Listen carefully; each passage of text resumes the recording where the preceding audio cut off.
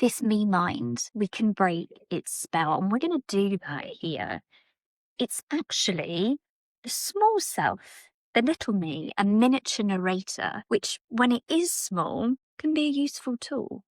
However, the spotlight of our attention, it zooms in and it inflates whatever we shine it upon. And because so much of the environment in which we find ourselves emphasizes this me, individual, separate sense of self, it's very understandable that our attention from an early age gets trained onto the me mind. That which we focus on becomes biggest and brightest. And in doing so, the mind becomes the loudest sound. If it were a radio station, it would be the me, me, me channel. And it will play a whole symphony of songs, different genres, exploring the different aspects and angles of what it is to be a me in this particular time, space, and set of experiences in relation to other me's. That playlist is often so familiar that we're no longer aware that it's even playing.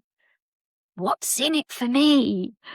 The people that clicked away from this video will have had that song playing without even realizing it. This wanting and aversion and judgment, it's just how the me mind operates.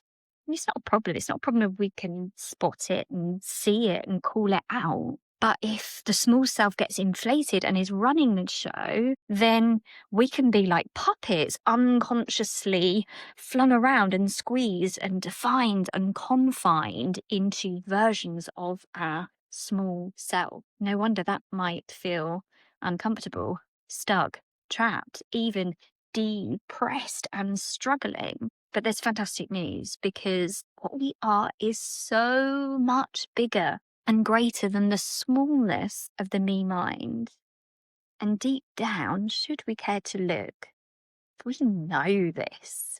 There is a freedom from the falseness of only being the small self. And we don't need to reject the me mind entirely. It forms as a function in early childhood, so we can relate at first to our caregivers and then to others, so that we can operate within this dualistic consensus reality which most of us find ourselves in.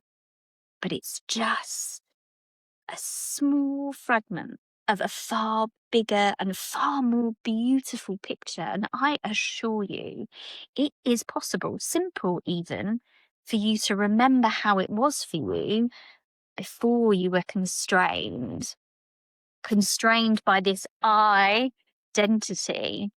Even now, in this moment, if I ask, who was I before I was a me? If we were able to turn down the volume on the me mind and all its minding of things like the rain, this thinging and thating and good and bad and labels, this minding, this wanting things to be different, wanting things to be better, wanting things to be the way they used to be. So get your volume controller and imagine you could turn the volume of the me mind all the way down. Imagine you could switch it off, because you can.